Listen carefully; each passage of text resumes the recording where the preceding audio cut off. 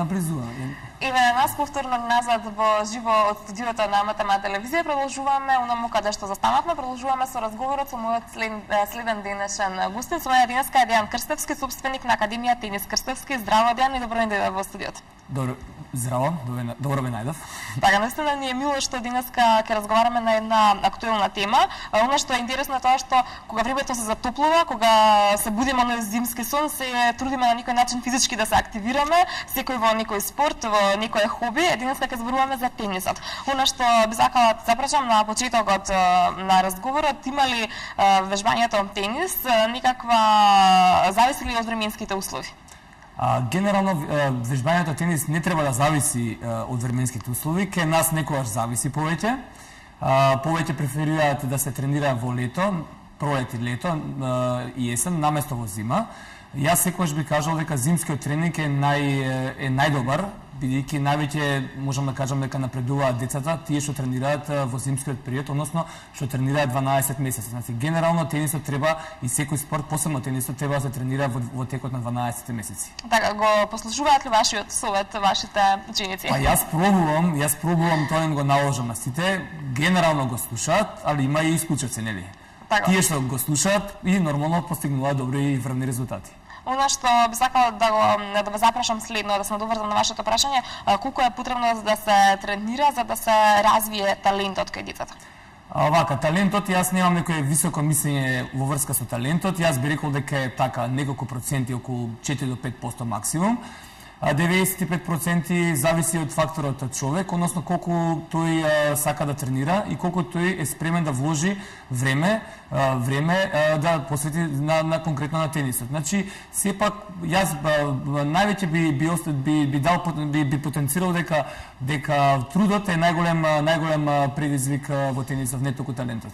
Така, она што би сакала да ве запрашам од вашето долгогодишно искуство, кои се потврдоглави, машките или женските, во однос токму на трудот, кои се оние кои што до крај остануваат верни на овој спорт? Генерално многу зависи од карактерот, многу зависи од особините. Јас, значи, така, и сум имал искуства и такви, и со машки, и со женски, али генерално, значи, многу е битен карактерот на детето да слуша тоа што ќе му се каже, бидејќи сепак станува збор за индивидуален спорт, почнува како еден вид на групен спорт, али после се продефилирува играчот како индивидуален продукт, тениски продукт, и многу е битен карактерот тука да биде како што треба да биде, така, да слушаш конкретно. Значи, нема да генерализираме машки и женски, подеднакво се квалитети и едните и другите? Подеднакво, да.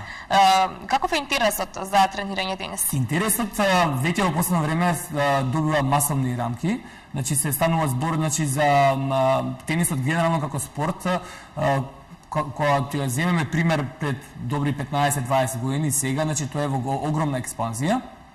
Плюс имаме тука и нови проекти кои што се прифатени од од Интернационалната тениска федерација, кои што благодарение на тие проекти го масовуваат спортот и не воведуваат нови новитети кои што ние ги пренесуваме на младите кадри, на младите деца, значи. Така, она што би сакала да ве запрашам, верувам дека ќе ги заинтересира и нашите гледачи, тенисот се смета за навистина скап спорт. Зошто? Тенисот генерално има некоја се така лоша, ја би рекол, во наводници етикета, дека е скап спорт, па јас напротив не би рекол дека е скап спорт, ја би рекол дека е најевтин спорт. Зашто? Значи морам на кратко да обяснам на јавноста, на вашата јавност. Значи се смета за најевтин бидејќи кога ќе пресметаме колку кошта пример цената на час по дете и колкава квадратура е на терен и колку тренери има за основа на таа бројка на деца. Значи, станува збор за деца кои што максимум се 4-5 деца на огромна квадратура од 700 квадрата на терен. И кога ќе се земе тоа колку кошта тоа по дете, ќе видите дека фудбалот, кошарката и другите спортови се многу поскапи од тенисот. Да. Така само сме во заблуда. Во заблуда сме, да, во заблуда сме. Баш напротив, тенисот е поевтин спортот, ако се земе колку сме ние добили од тоа целиот пакет и колку сме платиле. Така, Значи ја тргаме настрана она верување дека тенисот е резервиран за елитата. Дефинитивно не. Повеќе не е така. Повеќе не е така. Да, а како може да се препознае еден талент кај дете? Вие рековте дека станува збор за малку проценти, некај 4-5%, меѓутоа многу често знаат родителите своите деца да ги запишуваат на кошарка, фудбал, ракомет, во зависност нели од афинитетите на детето, се додека детето не посака самото не изрази желба нели да се запише на тенис. Ме интересира нешто околу тоа. Колку знаете биде популарен овој спорт? Значи вака, јас тоа ми се случи и мене конкретно, пред да почнам со тенис имав искуство со 2-3 спорта, па јас наложив дома за да бидам тенисер. И тоа значи порано многу често се случуваше. Се следејќи го мојот пример, ние правиме акции, правиме промоции, како што и премереве и денешната на некој начин, така? Правиме промоции за тоа да не биде така.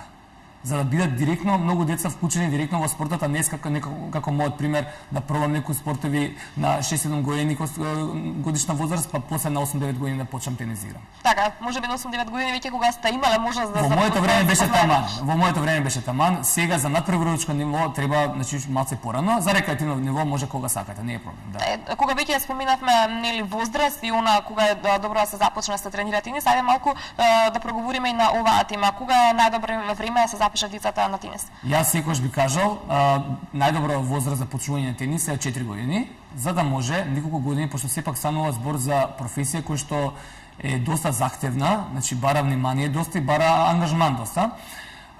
И барам да се посвети неколку години за да може на 8, 9, 10 години да веќе изгледа како добар играч, како добар тенисер и да ги освојува националните првенства што ги има во држава и пошироко. Зарем не е тоа многу рано на 4 години едно детенце? Јас мислам дека е рано, ама согласно едукациите што ни ги возможи меѓународната интернационалната тениска федерација, видовме дека не е баш така, сме се лажеле во минатото.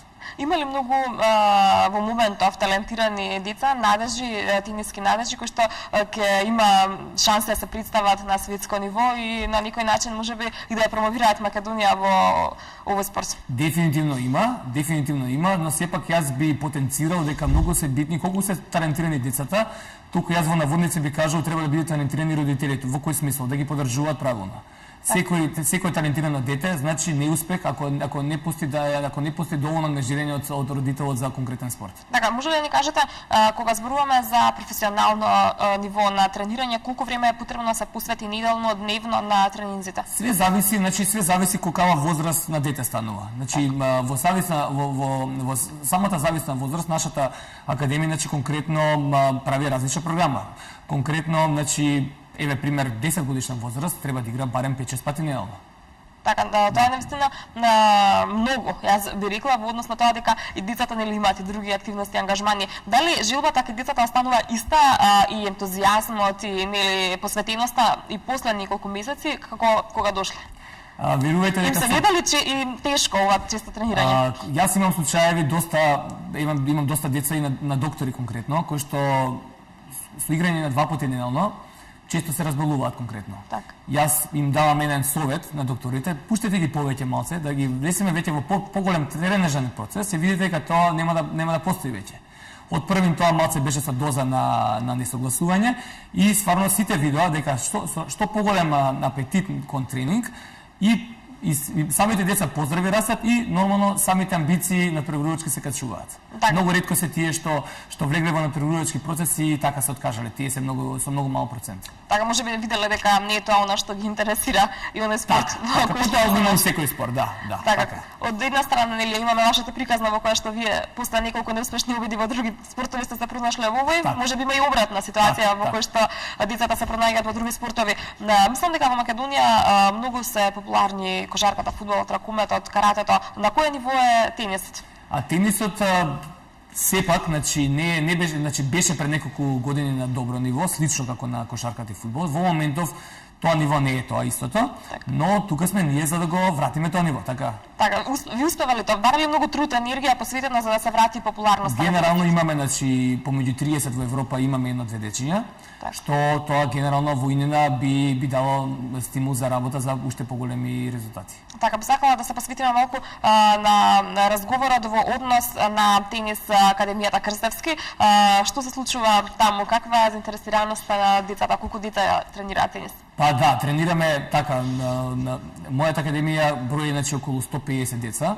Наистина значителна бројка. Да, тоа е значи можам слободно да кажам дека сме топ 2, топ 3 во Македонија. Што се однесува, значи ние мојата програма е ориентирана исклучиво врз основа на креирање на државни шампиони во иднина. Тоа ми значи клучната амбиција за секој дете кој ќе влезе кај нас во клуб. Значи ние во самиот упис на детето и самите неколку месечна едукација на децата, ние пробуваме да препознаеме некој дете кој што би сакало заеднички со родителот тоа понатака да се тира на многу во некоја посериозна наставка тениска, така. Колку време постоите како Академија Крстевски? 4 години. Имаме рапиден раст, па добри 30-40% секоја година. Така, сте имали ли досега можност за представување, за настапи, за надпреварување? Да, имаме ностоп. Да, имаме ностоп со освојување на европски првенства, да.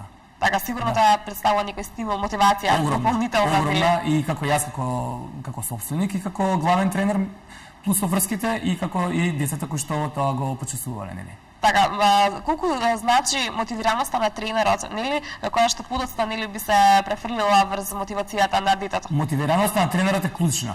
Тој треба да го едуцира детето, треба да го едуцира родителот, детето, и без добар тренер, без значи амбициозен тренер, залудно е трошење на времето и финансиски и нефинансиски, нели?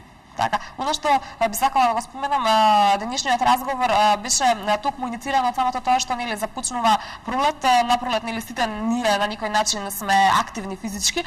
Досега зборувавме за малите деца кои што пред нив е нели кариера, некои ќе направат дај Боже светска кариера, некои можеби не, меѓутоа што е со повозрастните, дали има можност за рекреативно тренирање? Да, има можност за рекреативно значи играње, со тоа што тоа не е така амбициозно до тој степен како да е секој ден играње, туку станува збор за програма која што 2 до 3 пати неделно. Да. Значи дефинитивно дека треба возрастните да играат за да го видат тоа помладите, така. Ако не играат по возрастните, младите не би можеле да го видат тоа. Така, ке немаат примерот кога да земат. Така. А има ли интерес кај возрастните за почува да има, немаше во минатото, но сепак гледам почува да има повеќе. Тоа ме радува. Така, можеби ќе биде ова и мода, а ние како македонци знаеме да ги следиме сите трендови. Ние сме први помодите тука да се така, па доколку стане ова некој помодарство, сигурно сум дека се повеќе ќе има љубители на тенисот кои што нели на некој начин ќе се рекреираат, ќе водат здрав живот, ќе секогаш, значи моето искуство кажува дека сите тие што играле рекреативно тенис, нивните деца играле добар надпреварувачки тенис. Тоа е непишано правило. Така да што повеќе има на некој начин рекреативци, значи луѓе кои што се бават со рекреативен тенис, во иднина ќе има деца кои што ќе се бават со надпреварувачки тенис повеќе. Така. Тоа е непишано правило. Она што би сакала некаде пред крајот на разговорот да го нагласиме и да ви дадам збор два вам, која е пораката до најмладите кои што не гледаат, па и повозрастните, нивните родители, баби и дедовци? Мојата порака е сепак, значи бидејќи така сум прошол доста од тениската едукација, можам да кажам дека тенисов би го карактеризирал за најдобар спорт. Жално е тој што не пробал да не проба пак, значи треба да проба, да видат и што повеќе тренираат. Тоа јас гарантирам дека максимално ќе вроди креирање на спортска личност, како и понатамошни резултати кои што би значило како на национално, така и на меѓународно ниво. Така, јас сум сигурна дека вашиот совет ќе го послушаат нашите гледачи, ќе допре до нив и како порака да се занимаваат со овој спорт, па можеби во иднина ќе да видиме повторно во студиото и со некои врвни тенисери кои што ќе дојдат од вашата академија. Сигурно тоа ќе го направиме, пошто на некој начин веќе сме на крај на чекорот за тоа. Јас се надевам дека е така и ве очекувам повторно на повторна средба нели кај нас во студиото, како што споменав, со нови врвни резултати. Ви благодарам за гостувањето. Благодарам исто. Продолжуваме ние понатаму со програмата, следно на програмата се Фошпаните, погледнете ги и дознайте што ќе гледате денеска на МТМ.